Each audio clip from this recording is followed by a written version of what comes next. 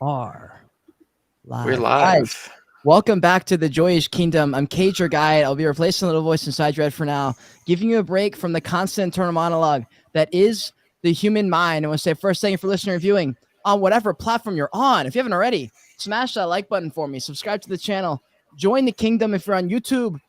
If you're on Spaces, likes, retweets, and shares, the best way to support the space. I'm really excited for this episode.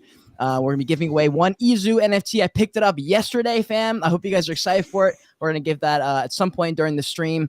This podcast is brought to you guys by BetFury Gaming, crypto company looking to bring y'all motherfuckers generational wealth. And we're going to be bringing educational content podcast over to them, over to their DJ audience. For every 10 minutes you're watching on Twitch, by the way, you can earn 100 points, and you can exchange those for points. You can exchange those points for entries to win real cash prizes. It's for real, fam. Today's guest, we have Kyle Gwynn, project manager of EZU, Wear2Earn. We're going to talk about all the things Wear2Earn, what EZU's been up to, and a whole lot more, honestly. If you haven't checked out our previous podcast, we did that a few months ago. Make sure you check that out after this. And also, if you want to win that EZU NFT later on the stream, be sure to be following us all on Twitter. And guys, without further ado, we're going to start this shit. Kyle, bro, welcome to the show. And I'm excited to get into it. Yeah, I'm happy to be back. My goal on this one is to not say the word like every other word. So if we do that, we should be good. We'll do our fucking best. So if you're not joining from YouTube, I recommend it so you can see some video. Yes. Because look at this. You want to see something funny? Watch this. Will stress Zach out. Look. Oh shit. Zach is just. Oh. He's zoned. He is zoned in right now. What's up, Zach? Let's go. Let's fucking go. That is super cool. Yeah, you know in the movies, The Social Network, when the intern, he's locked in. He's locked Zach's locked in right now. He is absolutely locked in. Guys, make sure you smash that. I mean, you got to smash the likes or retweets for Zach. He's working hard out here for y'all. We're trying to get the Wear2Earn stuff, so we might as well just go fucking just right into it, dude. What has EZU been up to? Like, what have you been up to? It's been a little while since we last talked. I feel like you've been just like head down grinding. What's been going on, man? Yeah, I mean, that's been the gist of it. You know, building these things out is a huge challenge. And we definitely didn't want to do it cheap the first time around. So, we built everything. The best way that we possibly could. Right. It would be so easy to go out and just build an application that all you have to do is tap your NFC chip to it, and then you just start earning. But we put so much thought behind anti-cheat systems and how we can build this reward system that there's so many things that go into it. We take population. If you were in a crowd of people, we take that population density and use that information to increase your rewards. We know if you're walking around, you earn more points than if you were driving in a car, right? Because there's so many different instances when earning, where there's more high value earning. One of the things that we're taking in consideration, let's say that you're at a crypto party and everybody's wearing some PA merch, then the value of you is less because there's more volume of PA merch around you. Versus if you're the only person wearing PA merch at a certain event, then you should be earning more. So, I mean, there was a lot that went behind it, a lot of complexities. You could say it's over-engineered, but, as we start to approach larger brands, I mean, they don't just want to be giving out points and rewards for the sake of giving it out. They got to make sure that they're getting value out of it. And if we can show them that the system by default is very robust in that way, then I think they're more inclined to join in on it. So that's what we've been up to. Lots of development, just lots of head down, lots of chip testing, lots of washer and dryer cycles. But it's been fun. We've loved every second of it. Is a lot of it in a warehouse, or are you in the house? Is it in-house, or do you go somewhere else to do this stuff? Where are you spending most of your time physically? Zach and I post up here. We're at my house in New Mexico right now, which, I mean, New Mexico is just kind of a weird place to be, but is it? Both of us were at a research lab out here before, and so that's why we're kind of out in this desolate area in the Southwest. But we hang out here pretty fair amount. We hang out during the day. There's a kind of a little cafe that has half decent food, half decent coffee. Shout out to Flying Star. We do a lot of work there, and then in the evening times, there's this dive bar that we like to go to. We've become super close with the owner, with all of the bartenders, and so for that 5 p.m. to midnight shift, we'll go there, put down a couple beers, and get some work done. And they've also got good food. So, and then we travel a fair amount, just for work reasons. So but we don't have any type of office. We don't have any type of warehouse, anything. Like we don't, Yeah, you talk to those bartenders at all? You talk to those bartenders at all about EZU, talking about Wear2Earn? Yeah, I mean, they've all heard the pitch. It's actually funny. I mean, because where all of this originated was like us validating a physical statue on the blockchain, and we were using a Raspberry Pi for that. Mm-hmm. And there was this bartender who just was serving us from day one. Her name's Taylor. She's super awesome. We've become like good friends with her. And so as we were building that, we actually named our first Raspberry Pi Taylor. Let's go. Just because we needed a name for it, something to call it.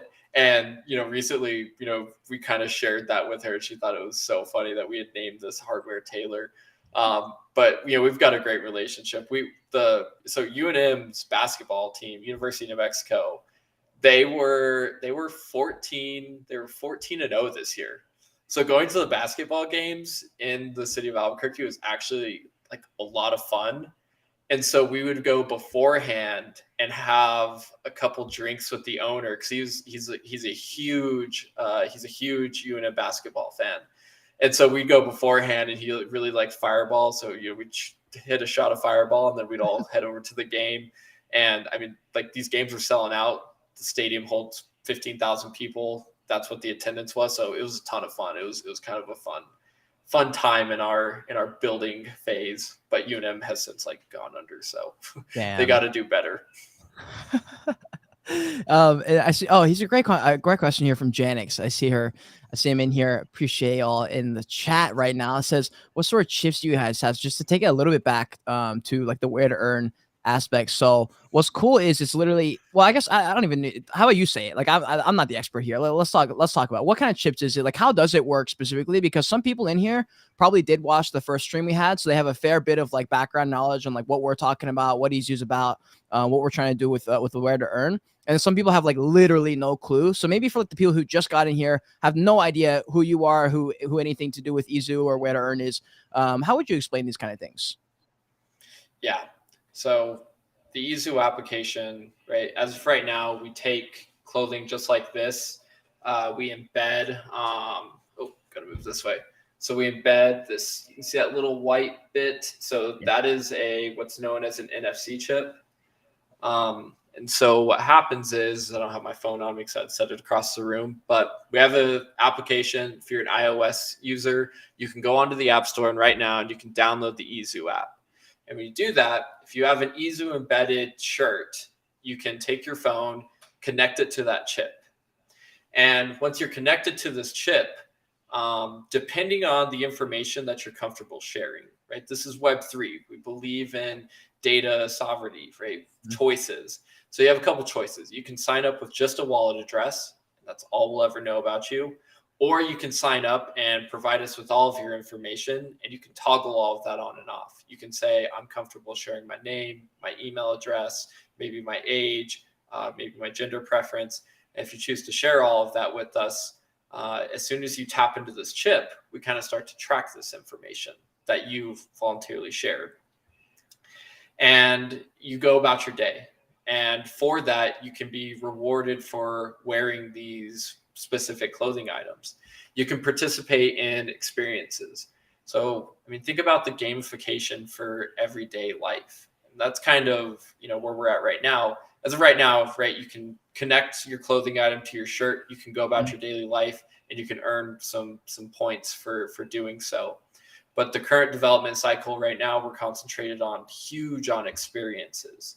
So, imagine a modern day treasure hunt where this shirt or the specific article of clothing is how you unlock it. so we give you this list of clues, and if you figure it out, it takes you to this specific geolocation. And if you're there and you connect into your shirt, it might unlock this crazy augmented reality experience, which gives you a hint and allows you to figure out the next clue. And then let's say you go to that geolocation and you are the first person to complete this challenge. So you get the treasure. It could be Ethereum. It could be an NFT, right? The rewards can come in so many different manners, but we're just kind of adding that gamification to every single, like, everyday life, which I think is really cool. And we can do the greatest thing of all is that we can deploy this on a global scale, right? We could have a pair of shoes that enables you to compete in a marathon or see who could run the furthest over the course of 6 months with somebody halfway across the world. And then to answer the kind of the question about the chip, we use an Intag 213, which is like kind of the standard of NSC chips. And specifically, we use an FPC chip, which is it's a flexible printed circuit. So typically with these chips, you'll have something kind of similar to this. This is actually an RFID chip, but kind of similar concept. So you'll have this circuitry printed onto some type of paper. But with the FPC chips, it's almost like a small little circuit board versus these antennas, which allows us to make the size a lot smaller. And the problem, right, like within this circuitry, if something gets broken, this chip is no longer functional. And so with the FPC chips, they're way more reliable because you don't have this tiny little bit of metal that if it tears, the chip's no longer functional. With the FPC chip, since it's an actual kind of like backing to it, they're way more reliable. So it's kind of the Mercedes-Benz of NFC chips as far as that goes. Damn. So you're telling me my clumsy ass running around the city is safe if I'm wearing these Wear2Earn chips? Yeah, absolutely.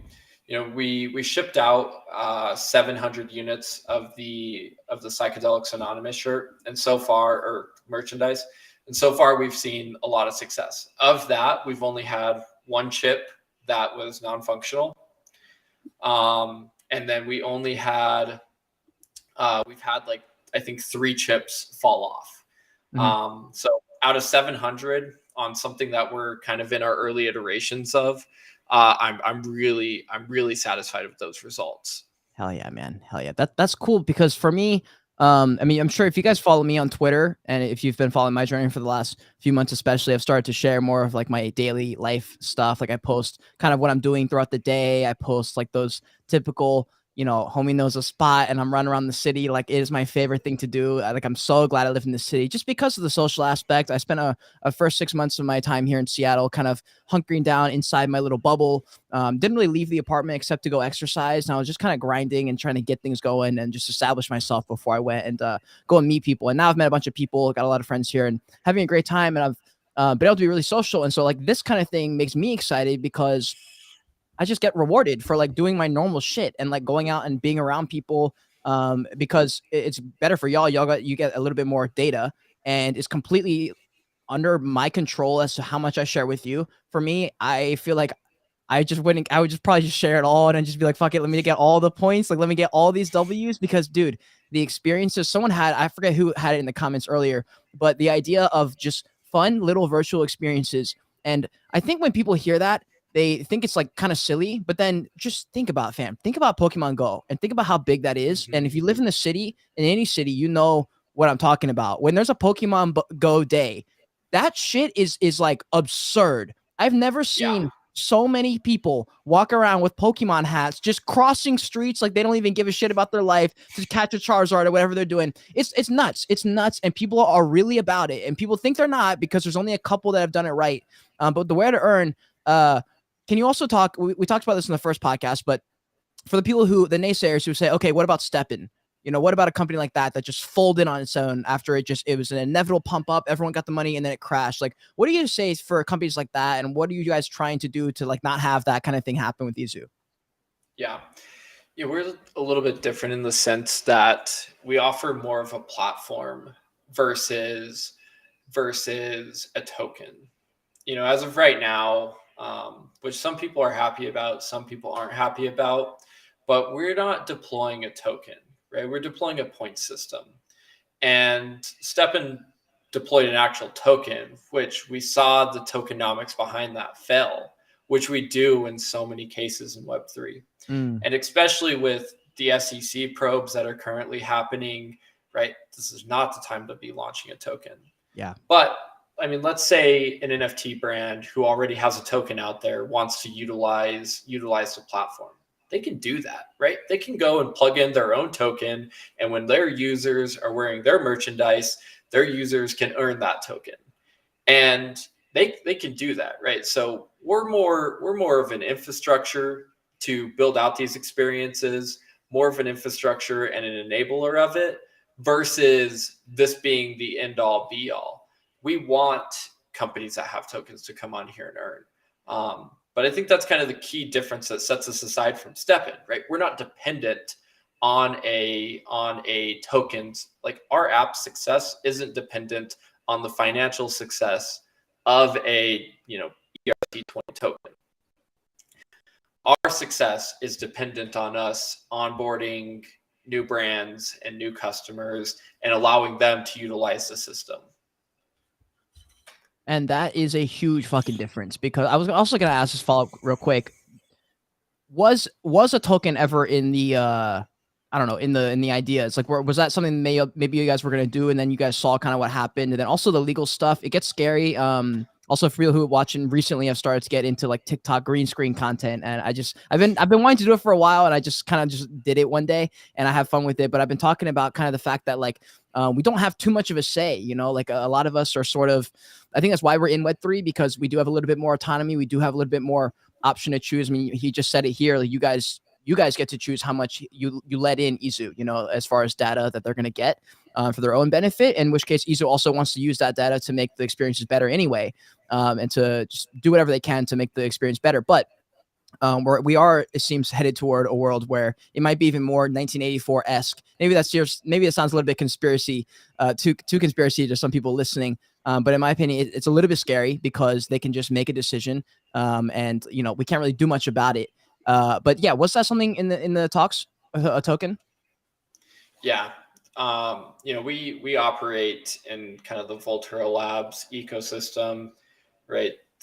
Which Psychedelics Anonymous is a part of, and something that's been on Psychedelics Anonymous's roadmap for a long time was their Psych token.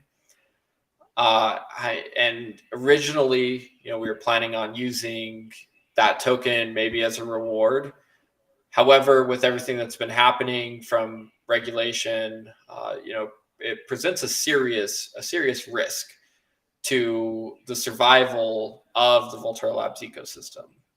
And their decision has been to just kind of push that off and see what happens, and make sure that they're doing everything as compliant as possible, which, once again, some people are really upset about that, and it is a bummer. But at the same time, if we're talking about long-term sustainability, it makes the most sense. So, I mean, it was kind of on our roadmap, but honestly, for the survival of the app, for the survival of the ecosystem, and to make sure none of us go to jail, I think the point system is a strong pivot. Yeah. Especially, right, like, you see DGod's Utes going to a point system. The sewer pass was operated off of a point system. It's not like we're the only ones doing this, right? A lot of brands have made a conscious decision to move this way for the time being, and then we can transition that into other rewards later on down the road. That's a great point. Yeah, and also a lot of the alpha groups have moved to like a membership style versus like an NFT. So it seems that, like, in the very beginning, like, we've had so many iterations. Every few months there's a new meta, there's a new thing. There's a big company makes a big decision. We just saw what is it? The Root Troops. They basically blacklisted every single secondary market except for their own marketplace. That's a big move, and we'll see what happens from that. We'll see if other companies follow. I mean, you're one company, you're one NFT project away from everyone because like that becoming the norm basically. And we've seen a lot of things change, and we've seen the narrative go from like everything needs to be Web3, everything has to be decentralized, to like, okay, well, maybe some things should be centralized, to then like, okay, well, maybe this also should be set this way. Like maybe this doesn't work exactly. And I think at least for some people, the people who are paying attention, probably the people in here right now, shout out to everyone here in the spaces who are, participating in more of the educational side of Web3. That's the kind of space that we like to operate more, less of the degen stuff, but talking about like which aspects actually make sense, because you don't have to use everything in a Web3 manner. There can be some things that are just normal.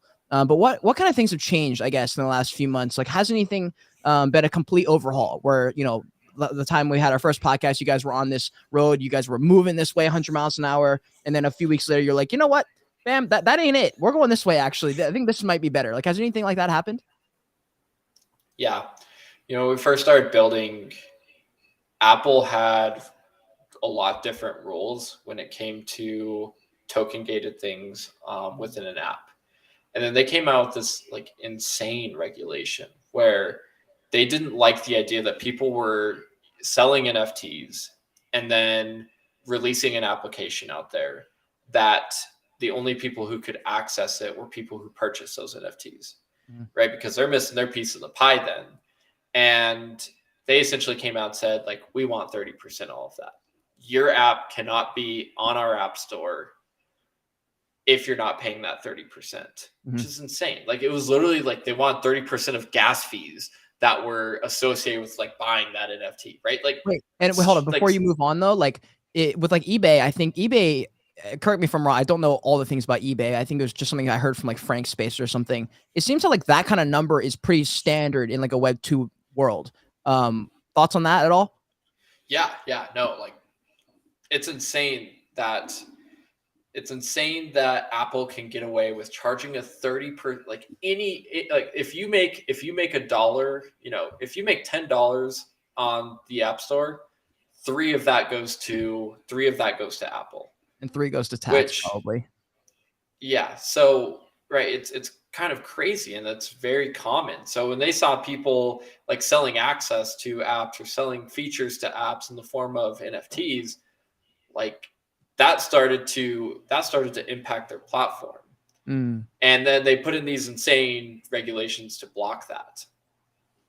And so we kind of like, I mean, that was one change that we had to make, right? So what we ended up doing is we took out our wallet connect. And so when you're signing up for your account, all you have to do is provide a wallet address. Now we kind of created some funky stuff on the back end so we can go and check what that wallet is holding. And so we can change your experience on the app based on that. So, right, Apple can't access your source code. They also can't access your back end and like your server side stuff. So we can do all of this on the server side. They never know. And then on the flip side of that, okay, let's say if you're holding 10 EZUs, we give you a multiplier for holding that. So you earn more points than somebody who holds no EZUs or maybe one EZU. And okay, so when you're creating your account, why not just use the wallet address of an EZU well and rack up those points? But we use your wallet address to dispense rewards as well. So if you want to go and sign up for the app and use this well's address and start earning, congratulations, you're earning for somebody else. Oh shit. Okay, so someone's gonna play the system and fuck themselves, basically. Exactly, right? You play stupid games, you win stupid prizes. And right, so we were able to do that. We were able to do that without having to connect the wallet, which honestly is a great user experience, because I don't know if any of you have used MetaMask, but that is some finicky shit on an iPhone. Like, it is not great. And so as you're signing up, boom, enter your ENS, enter your wallet address. On the back end, we'll go query how many EZUs you have. We apply that multiplier based off that. Like, super simple. Yeah.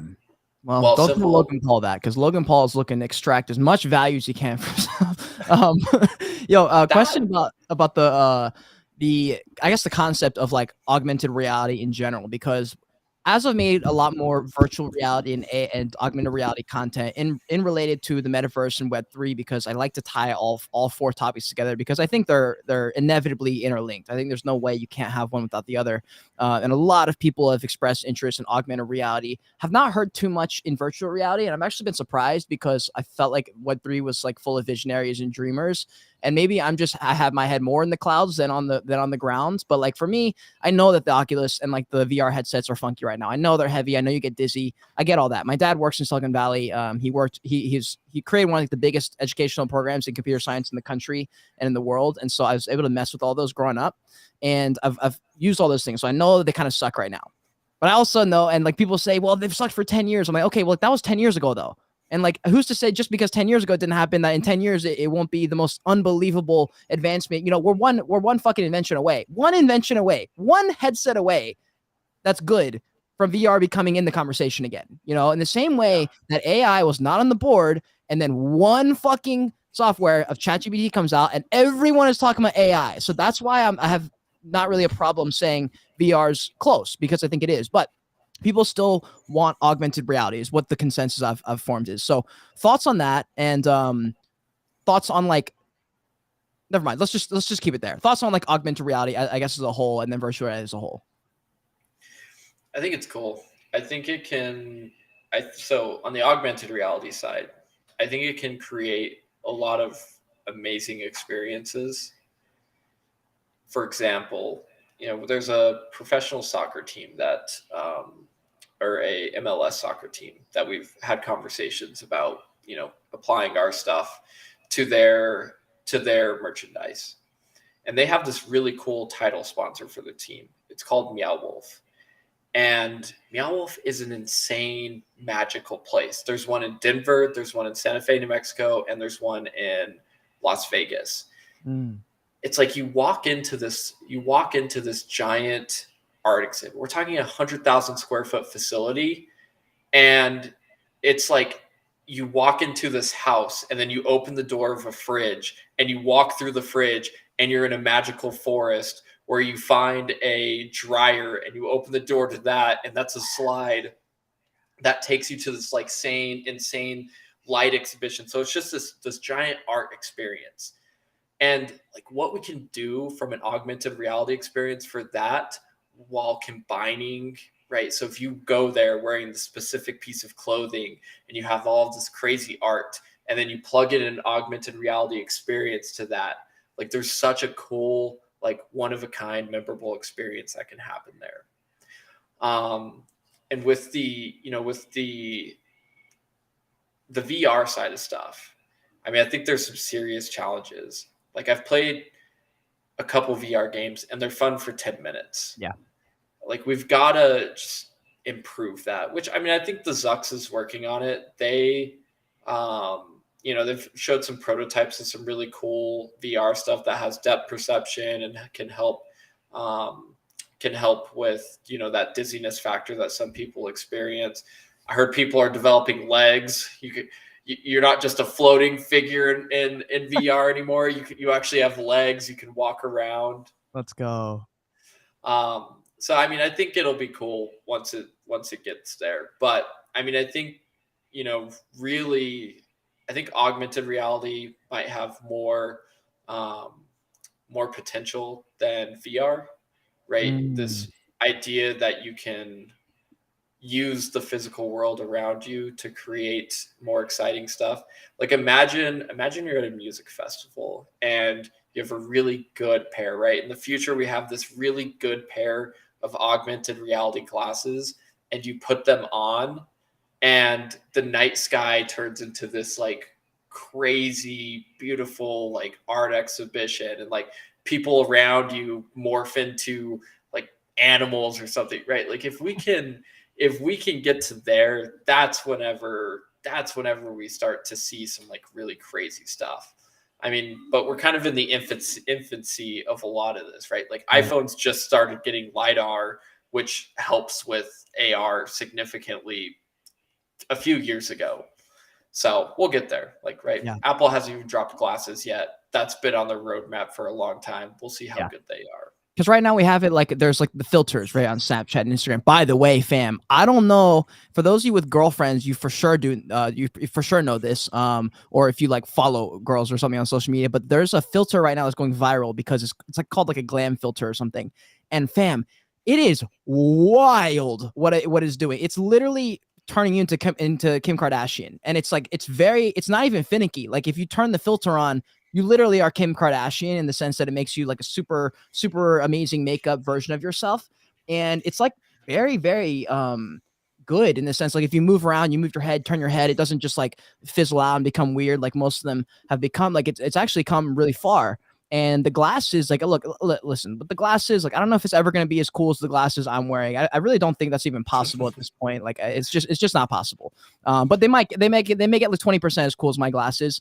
And it would be cool if they're light. Like, I'm not sure what to expect with them. Have you been able to test out any of like the higher end glasses? I forget if you said that a second ago. I haven't, but so I used to be I like wearables. Honestly, much more. I'm doing, I've got big plans to do a triathlon. So I've been taking my fitness much more serious lately. So I recently started wearing a smartwatch for the first time in years. Nice. And if it wasn't for all the health benefits I get out of it, I hate this thing. I absolutely hate it. Wait, why? It's big, it's bulky.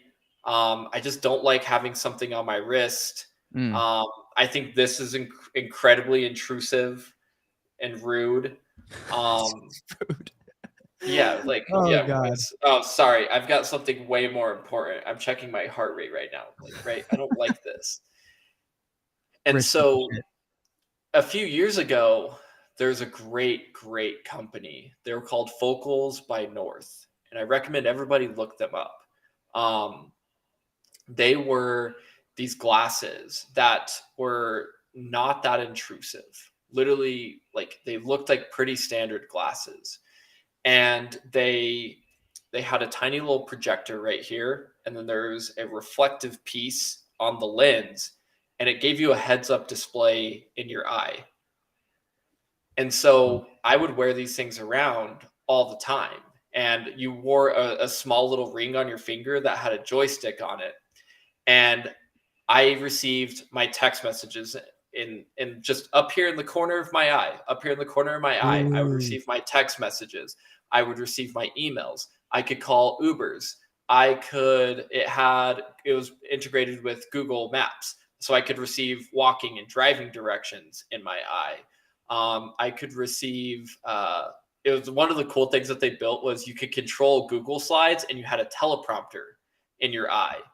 And so if I was giving a presentation, I would control the slides from my ring, and I had a teleprompter of just, points that I needed to hit for that. I actually still have mine. Like if at the end of this, I can run to my closet real quick and pick them up. But the problem is they got bought by Google, and Google just shut them down. Hey, yo, what, why? What? Wait, hold on. Are they making their own? Is that why? I'm guessing they had some type of intellectual property. They had something that Google saw a lot of value in, saw as a threat, probably gave them a healthy acquisition, killed the tech off, probably ripped out the piece of IP that they needed, and eventually they'll maybe come out with their own. But this is I was rocking these in 2019. And I kid you not, I wore them all the time. It's a similar idea to like when people talk about the AI, they're like, okay, AI just came out, ChatGPT just came out, but obviously the government, obviously the bigger companies had access to this stuff 5 years, 10 years before we did, and it was probably 10 times better than what they released to the public. It's probably possible that they've got these glasses and they maybe do have a private division that they're working some stuff on. And if you've been having that stuff, it sounds like it was very functional in 2019, dude. 2019, that was before COVID. Oh man, now we're gonna get this entire stream flagged because I said COVID, whatever. But 2019, dude, I was how old was I? I was 20. Like, I don't even know. I must have been in college. Yeah, because I was still in college, junior of college. I was pretty much like doing fitness at that point.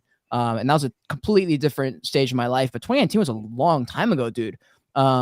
I'm very excited now to hear about what that looks like, because like I said, I'm a dreamer. So movies where they show stuff that's futuristic in nature, I get extremely excited about that shit. Like the first thing that comes to my mind is Spy Kids. Spy Kids 2, they have, well, actually I'll start with Spy Kids 3, because Spy Kids 3 was literally the metaverse. So shout out anyone who remembers Spy Kids, because that was Love literally the those. metaverse. And I fucking loved it. Like Ready Player One, Avatar, Spy Kids 3. If you want to know about the metaverse, you want to get excited about the metaverse, watch the 3 movies back to back, and you'll see why I'm such a nerd about this stuff. But in Spy Kids 2, I think it was, they have to go to this island, and there's a really cool gadget that they have. And it's funny because Carmen and fuck, what's his name?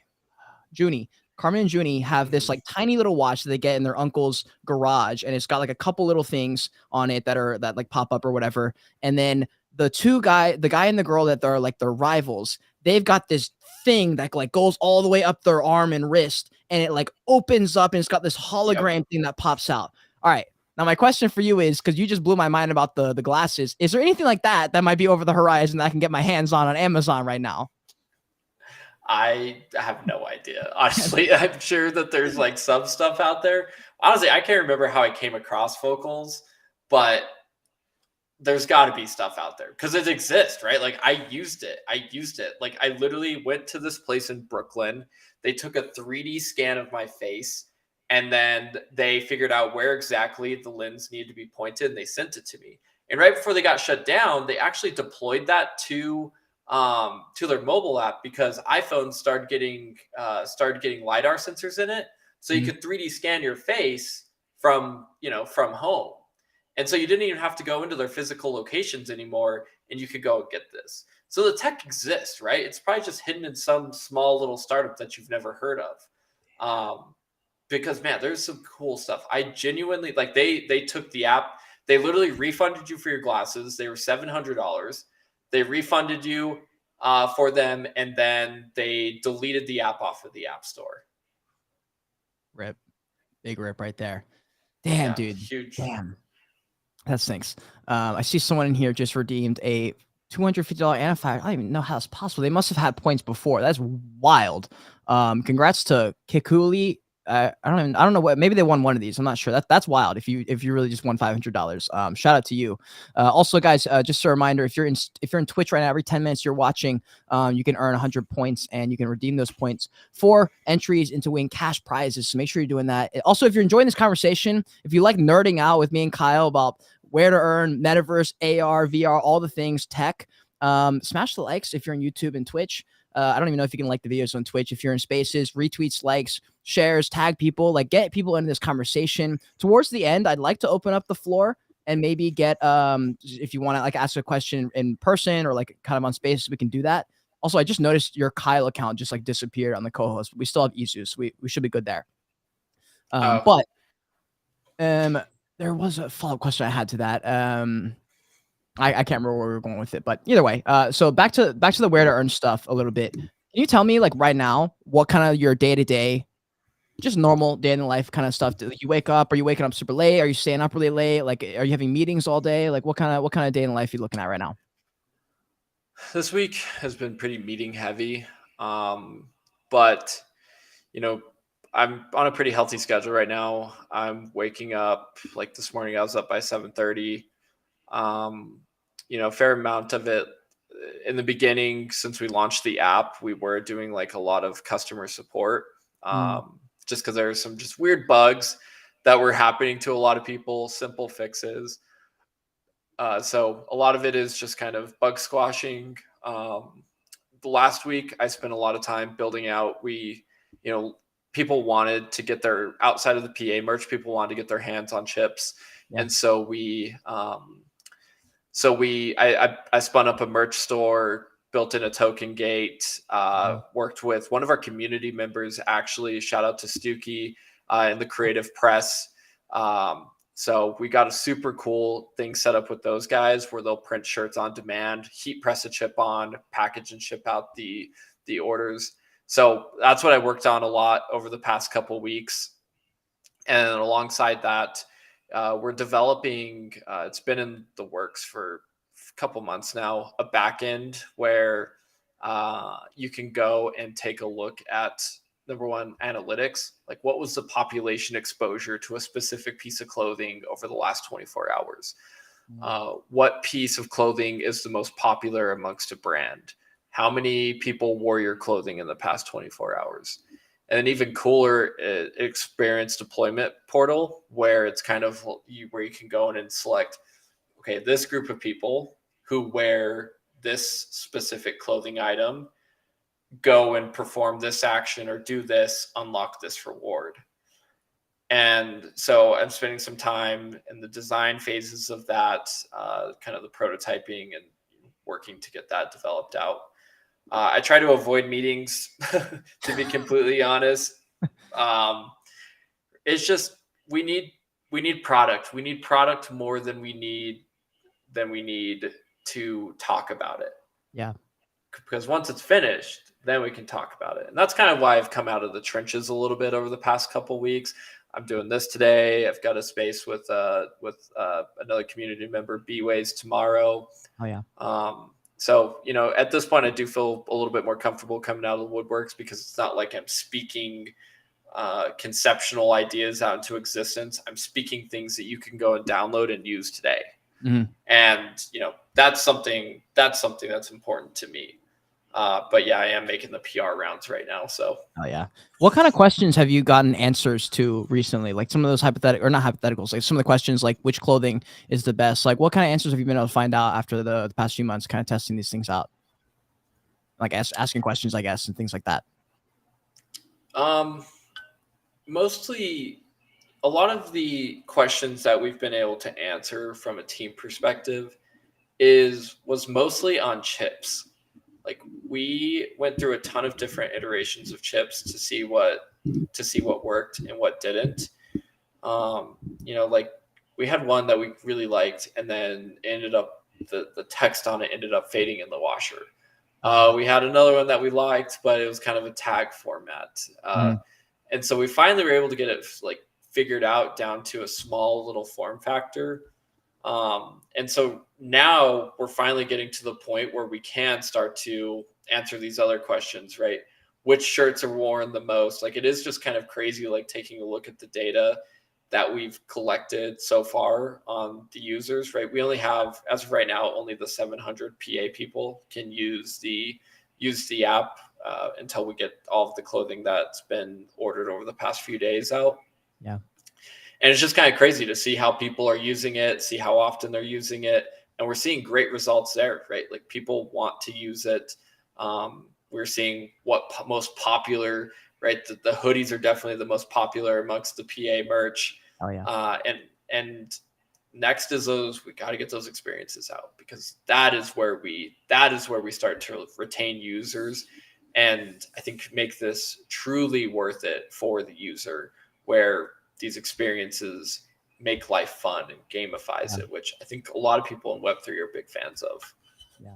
And this is the difference too, especially when you get a product that is something that is not meant to be used one time for an announcement. This is something that's like an ongoing thing. Like, once you get access, now the door is open, versus typically you'll see it in like PFP style projects. Once the announcement's made, the price drops, and then everyone's like moves on to the next thing. But the difference with this project is, like, once the thing is out, that's when everything starts, versus everything kind of ending. It's like everything feels deflated once the big announcement comes out. But that's what's cool about these kind of projects, which is kind of why, I mean, these conversations are way more interesting to me, just because this is way more real life shit. Like, this is, you were saying, like, this is product, like this is like legitimate experiences and cool shit that we're rolling out. And like, in Web3, we're notorious for just going in circles and circles and circles and just constant spaces, talking, but like nothing's actually happening 99%. It's just discussions. And then if you actually audit yourself and you remember, oh wait, it's like 6 weeks ago we talked about this exact same conversation. The only difference is we're swapping out the projects. It's just a tiny little bit different context. But this is cool for yourself.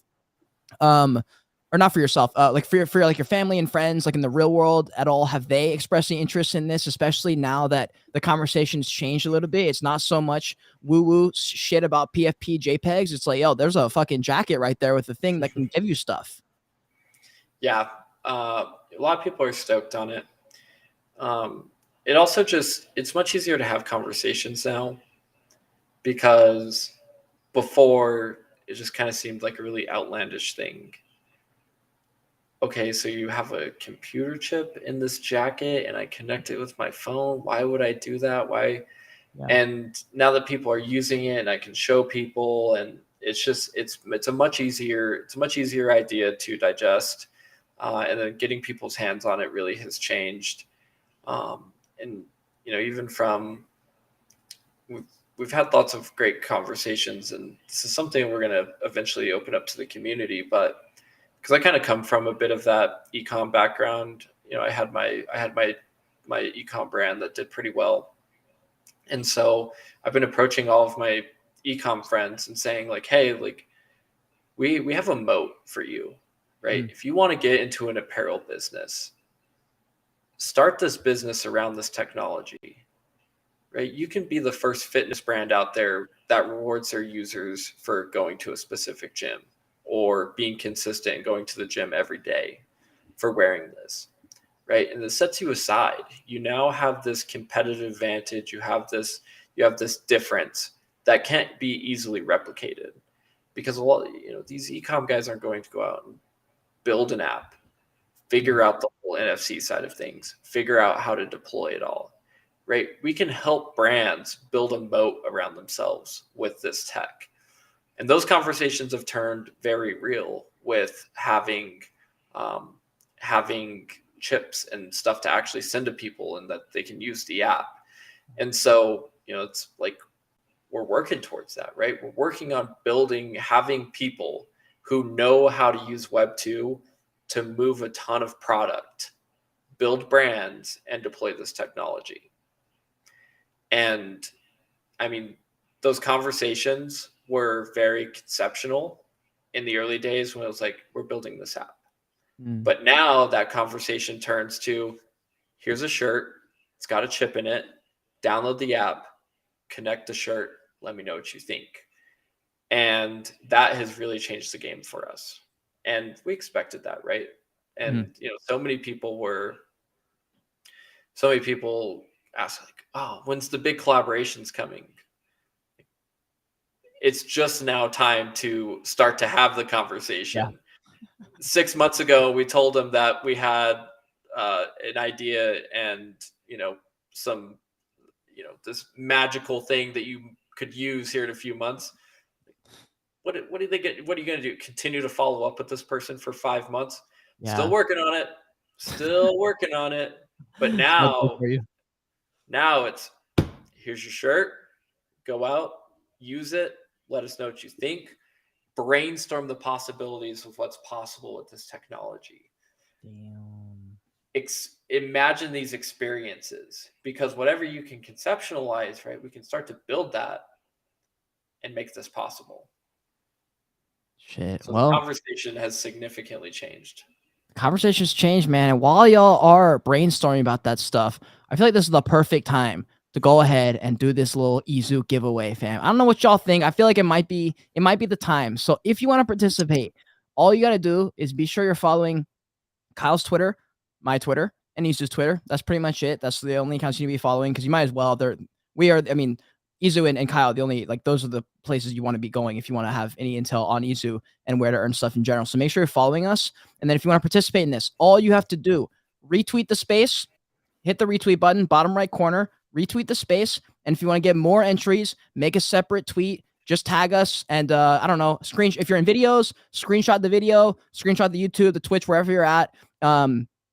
I would rather y'all post a link, but now that I think about it, I forgot that Twitter like shadow bans anyone who puts a link. Like, I don't know if y'all saw that, but if you do external links on Twitter now, you get significantly less reach. So maybe it would be okay just to do like a screenshot of the YouTube, just tag us so that we see it. And then that's pretty much all you have to do, guys. Just do that.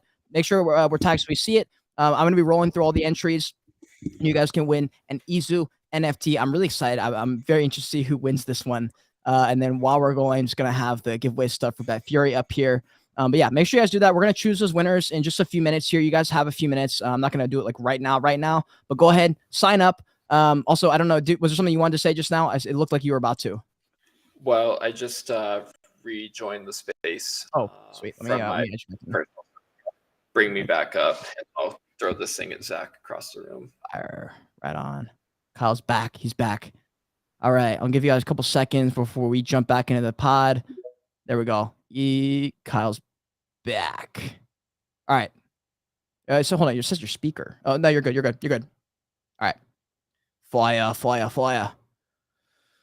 All right. Oh shit, people are entering. Let's see. I want to see, make sure everything's going. Oh shit.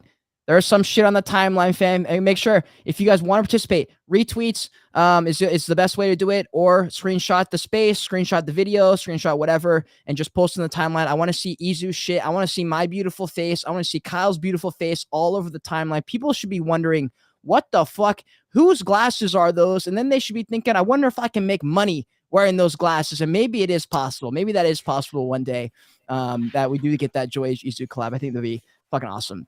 But we've we've got such strong infrastructure with the print on demand stuff. Stooky is great guy to work with. Like, that's the other thing. We've made it super easy to collaborate with us, right? Like, if you're an NFT brand and you don't want to deal with merch, we kind of got a guy who can do all the printing, who can do all the supply, get him trained up, press the chips on, like, one-stop shop. Hell yeah. Right on. Hell hey, yeah. Check out the tweet that I pinned. Oh shit. On EZU's or yours? I think I just pinned it or in on the space. Oh, on the space. Okay, space. Hold on. Look at it. Yeah, so those are I went and found the video of the glasses that I was talking about. Hey, so yo, no way. Whoa. All right, guys, check that. Okay, if you're in spaces right now, I'm gonna retweet this too because that's wild. If you click that video, you can literally see what that looks like. I cannot believe they shut that down, dude. That my heart is breaking right now seeing that. That is crazy. Okay, wow. All right, well, yeah. Anyways, guys, you still have a few minutes to enter that giveaway. We're gonna choose the winners in just a few minutes here, but we'll just keep going with the podcast. We'll do. There's a couple questions here in this in this rapid fire Q&A stuff that I wanted to get to.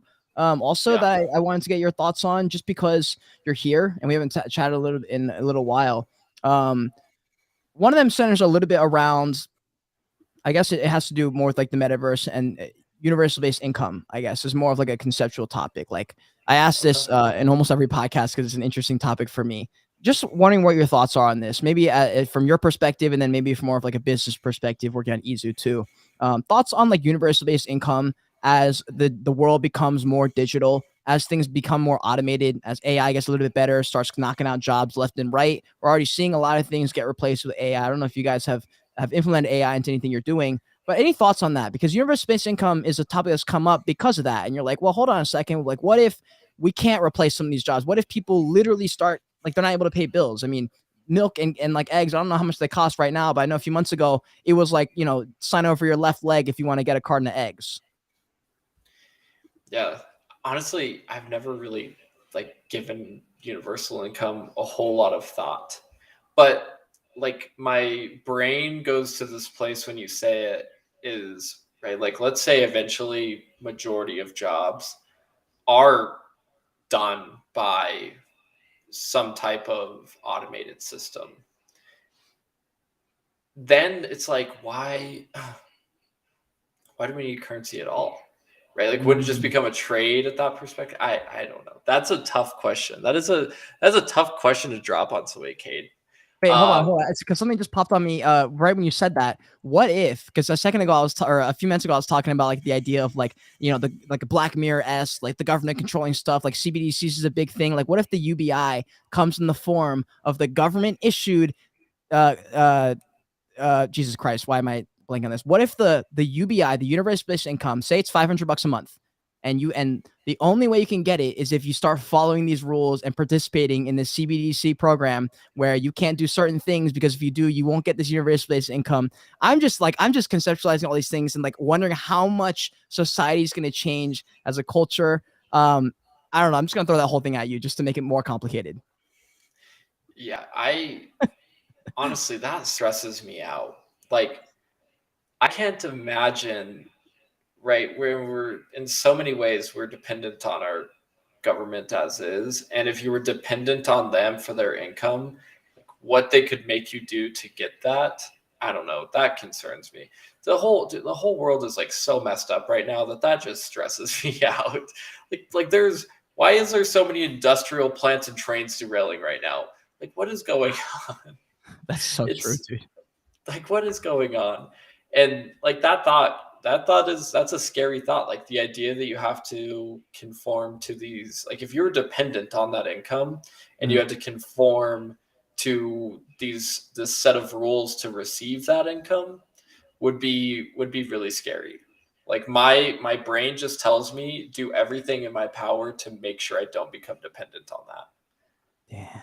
Yeah, and honestly, that's been a big motivator for me to get my shit together and, like, get ahead as far as I can so that it becomes an option rather than, like, a Yep. necessity, like, I cannot pay rent unless I enlist myself in the CBDC program. Because 'cause I'm just scared about that, like, what if I can't now, I don't know, like, if you have a car and you're like, "Well, you can only get this much gas because you didn't do these things," and, like, that scares me a little bit because it becomes a bit of, like, I forget if it's dystopian or utopian or something topian, where it becomes just a little bit scary in general. Because I think that comes with it, like with innovation comes the risk, and you can't have one without the other. And like when we get deeper and deeper into it, things can get scary, and so people I feel like naturally go to that side of it. But it also can be beautiful in the same way that there's a lot of shit going on right now. There's also a fucking beautiful thing, like the fact that you and I are talking, yet you're in New Mexico in a hailstorm right now, and I'm chilling here in Yeah. Seattle. Like that's the benefit of like some of this social stuff, and there will be cool things that come from like CBDCs, I'm sure, if that becomes a thing, in the same way there'll be some really awful terrifying things. Yeah. I just like I think if we can just continuously as a society make sure that we're using technology to make us smarter and not, you know, decrease our cognitive behavior, which right now we're doing a very poor job of that. A very, very poor job of that. But if we can use AI or not AI, AI a part of that, but technology as a whole to make the world faster, safer, more efficient, then that's what we should be doing. And I think for things like this, the fact that I can connect with my family who lives far away is amazing. But like Instagram, Facebook, TikTok, I don't use any of those because like they have taken from my life now, right? Like if I just wanted Mm. to hop on Instagram to look at my friends' feeds, I get to see two of my friends' photos, and then all of a sudden you're seeing like the same video that has the same sound behind it, just produced by 50 different people, right? Like Yeah. I went off social media months and months ago because of those reasons, right? Like it was taking from my life. And if we can Mm. build technology that gives to our life, I think that's the direction we need to go. True. That is interesting. That is really interesting.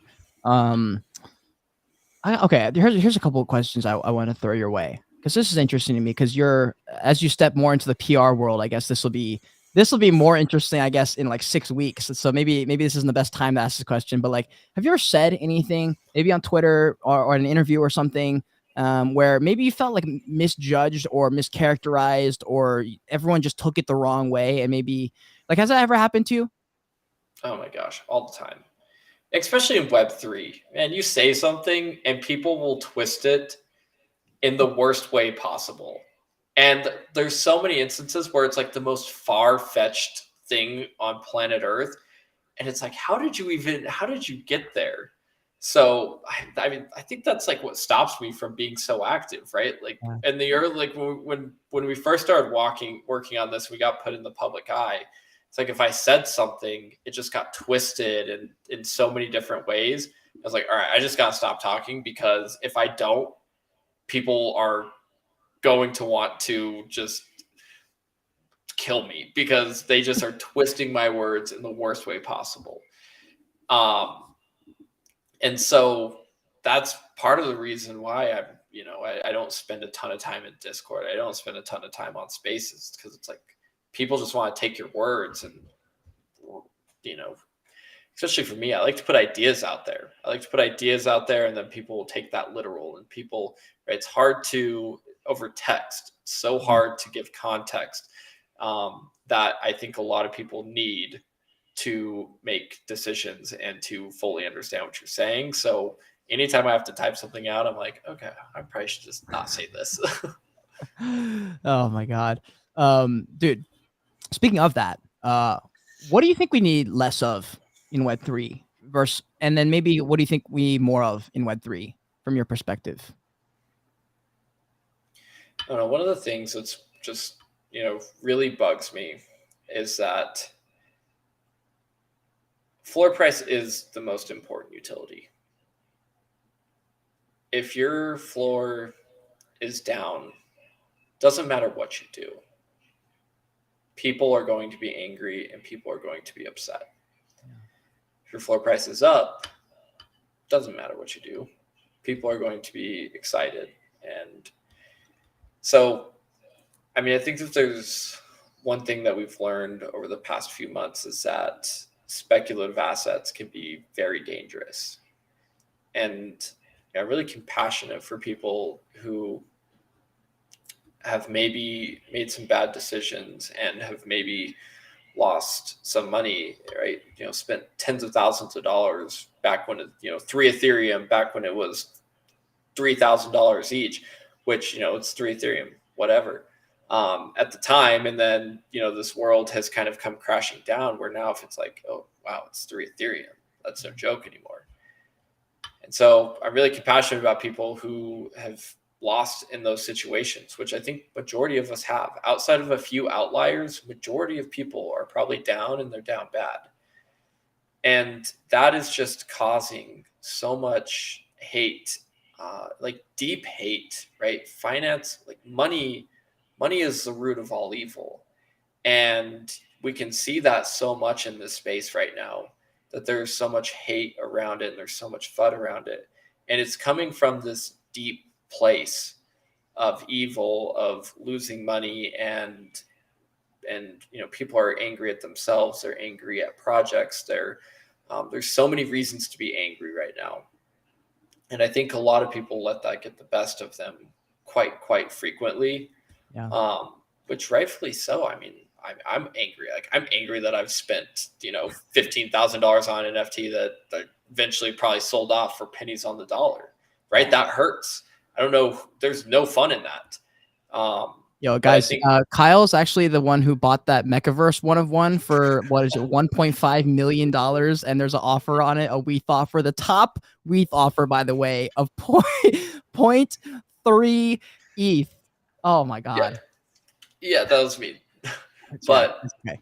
So, I mean, I think if we need less of something or more of something, it's more people controlling their emotions, and controlling their emotions in the way that they talk to other people and that they put their ideas and their thoughts out there, and controlling their emotions when it comes to purchasing these NFTs. And, we gotta heal because I think, like I said, majority of people are down and they're down bad, outside of the few outliers who have somehow, been able to make all of this work. True.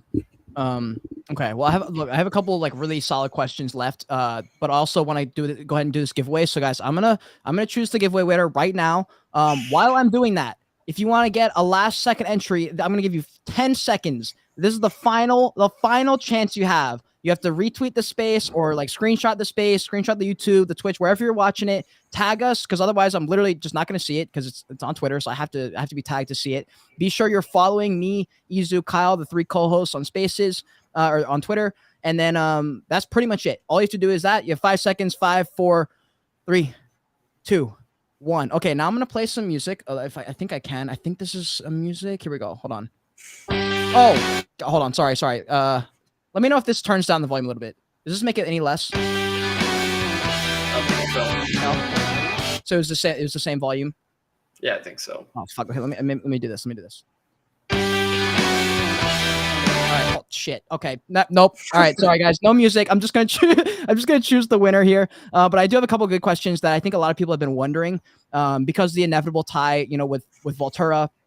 Like the actual person, Volterra, not Volterra Labs, Volterra as a person, and then, like, his tie to EZU. So we have a couple questions revolving around that, and then also to do with Wear2Earn and gaming. So those are what we got coming up. So make sure you don't pop out of this space yet. There's more value to come, not just this fucking giveaway, but I am going to choose this giveaway right now. So this is your last chance. If I choose a winner and you're not following us, that is going to be the biggest L you take in 2023. So make sure you don't make that mistake. I'm rolling through them right now. I'm not even gonna look. I'm just gonna scroll up and I'm just going to scroll up and down, left and right. Maybe it's the subconscious of the universe will choose it. And man, we'll see who wins. Here we go. 3, 2. All right.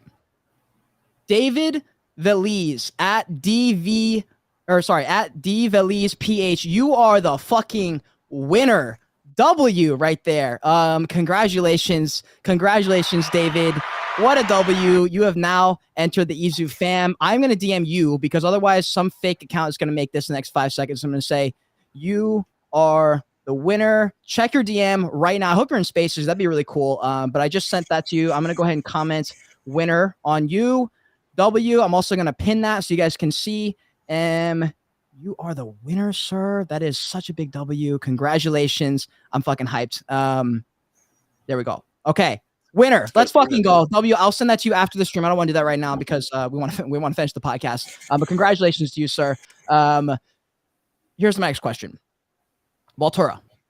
He was the man. 2022. I couldn't think of a more relevant person, and he didn't even do anything. He just said GM. Like him just being on Twitter saying GM was more than enough to be relevant as fuck. And he's been a little bit more quiet in 2023. So I think people have inevitable questions like, okay, like what's Walt doing? What's he up to? And maybe it might just be me, like not seeing as much of him on Twitter, or maybe I'm just busy as fuck. But like Waltura, what's he up to? What's he doing? Is he involved with EZU like on a weekly basis, monthly basis at all? Like how is he involved, if any? Yeah, we chat with him weekly, and then so I mean that's a kind of a as face to face as this gets. We chat with him weekly. We use a lot of their resources, right? Adam, who is a legendary designer, so talented. We utilize Adam. We utilize part of their development team. We don't, between Zach and I, we're not the greatest front end capable of doing beautiful front end. So we have a front end engineer that we work with on their side. Wear2Earn Labs provides us kind of with a platform and resources that we need to succeed. And I think that they're super head down with this new Dawn trait swapping marketplace. I think there's a lot of great potential there. They're starting to, they just made the announcement with Root Troops, and I'm sure more and more projects are going to be interested in that, especially as royalties getting taken away. But yeah, I mean, if we chat a fair amount with Volterra, quite a bit, like I said, weekly, and then constantly over Slack and WhatsApp. And we tap into all of the resources that Wear2Earn Labs has as a company to make sure that we just have everything that we need.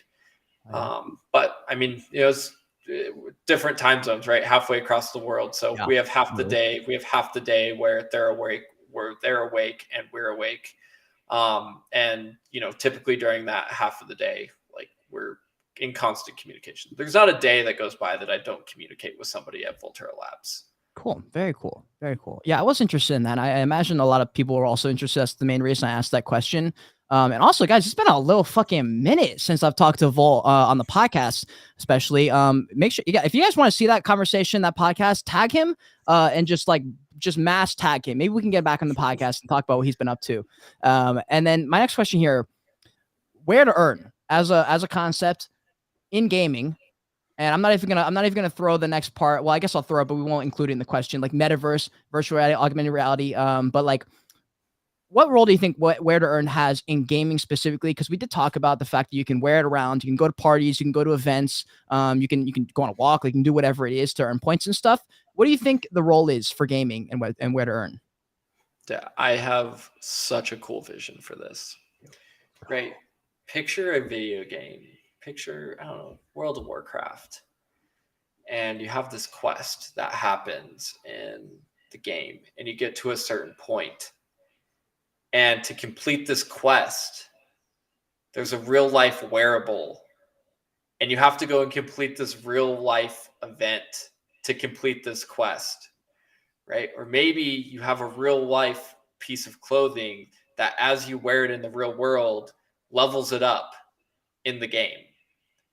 Right? We can start to blur those lines, and we can have quests that partially take place on your screen and then partially take place in the real world, gets you out there, gets you having experiences. Like, I think we can level up in real life wearables, right? I think the connection between the two, there's so much cool stuff. Like, I mean, I come from the RuneScape era, man. And I would have been so hyped as a kid if it was like, all right, I'm doing the, I'm trying to think of my favorite RuneScape quest. I think it was called Monkey Business. You had to go through this quest so you could use a dragon skimmy sword. Like, what if that partially took place on the game, and then it was like, all right, you need to go to this location and then tap into your wearable and get the secret code that you can then take back and plug it in on the game, and then you complete the quest. That's kind of the vision I have for it. I don't know if people are going to be stoked on that, but I personally am stoked on that.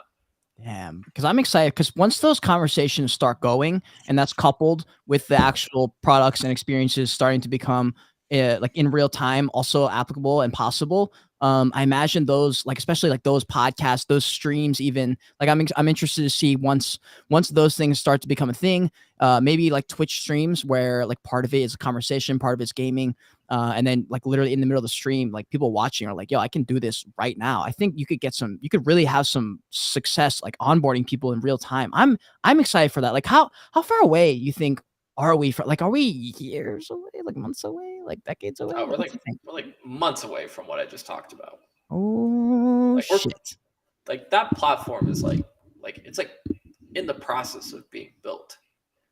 Like, we've got frameworks, we've got the designs, like the UI, like it's all there. It's just, we're assembling the puzzle right now. Mhm.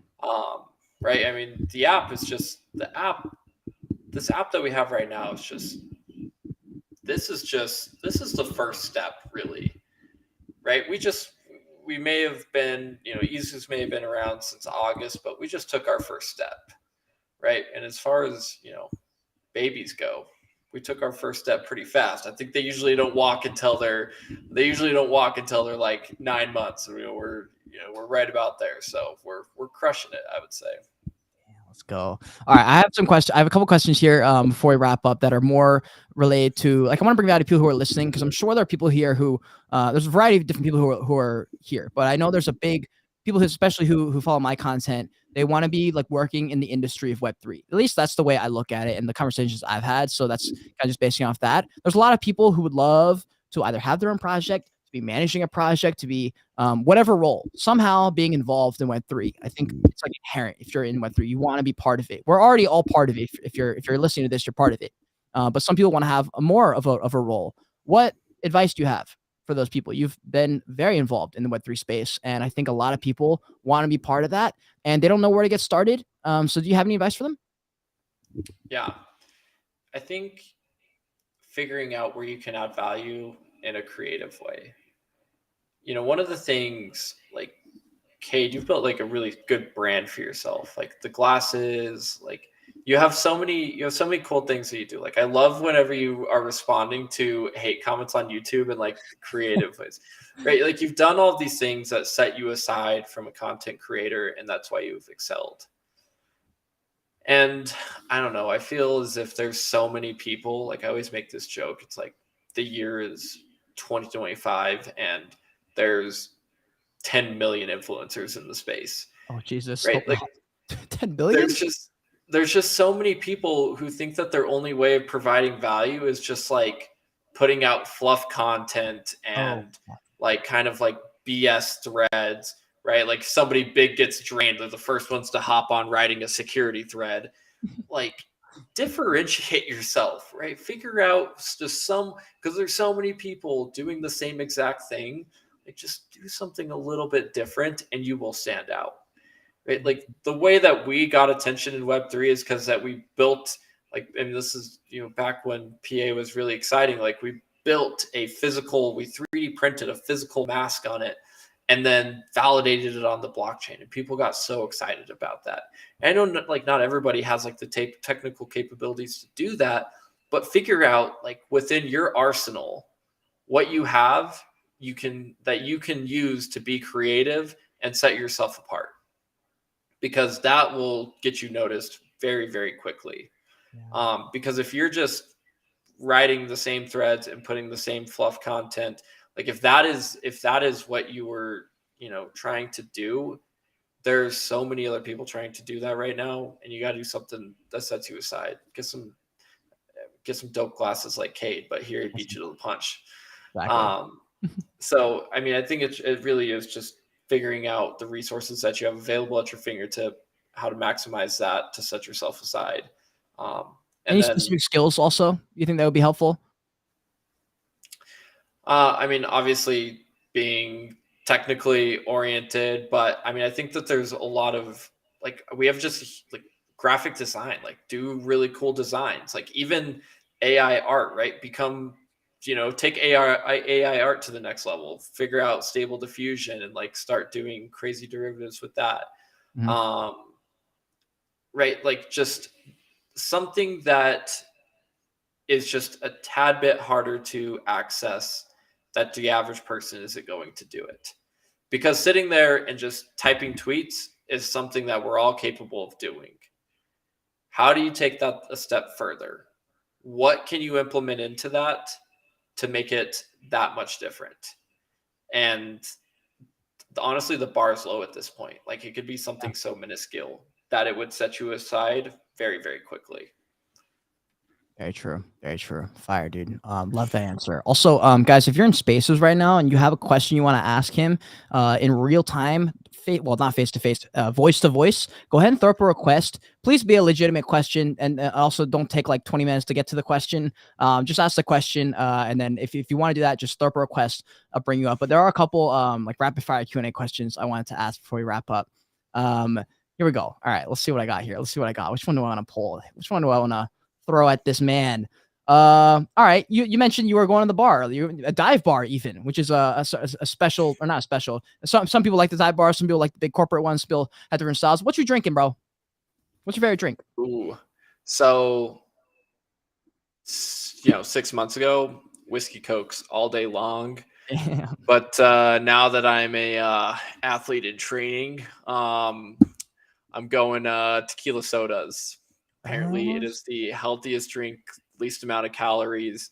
So that's typically what it is. It's dive bars. Man, if I pay over $8 for a drink, I am fuming. I am fuming. I'm like $6, and my shoes should stick to the floor. Oh Like my that's god. that that's where I belong.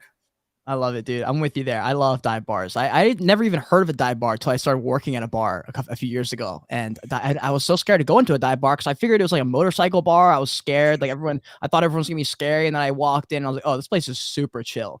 So I think it's the easiest place on planet Earth to make friends. I agree. Hey, I would agree. you It's want a up there. shot of tequila? Boom, new best friend. Best friends.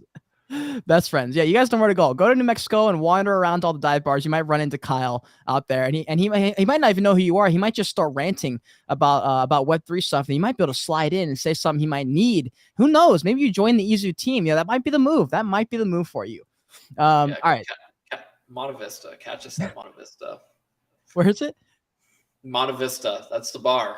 Oh shit, he's out here doxing. He's doxing the location. Damn, if you're in New Mexico, I guess just show up and hang out there all day. Yeah, let me know. Fire. All right, here's my next question. Is there any lessons, big lessons you learned from either W's or L's in the last 6 months or so that you've taken, or has it just kind of just been like, moving forward, trudging through it? Yeah, I'm trying to think of a good example of this.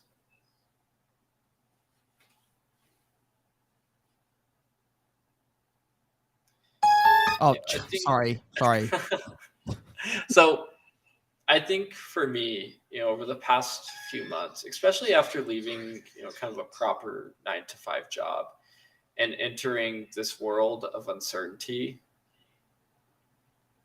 you really have to be comfortable with constant growth. And there's a lot of stress that comes with that. And, the main lesson that I've learned is that you just have to become comfortable in that position, right? Because if you right? If you build something, then you kind of have to take it to the next level. And so it's all about just testing what your limitations are and then continue pushing them.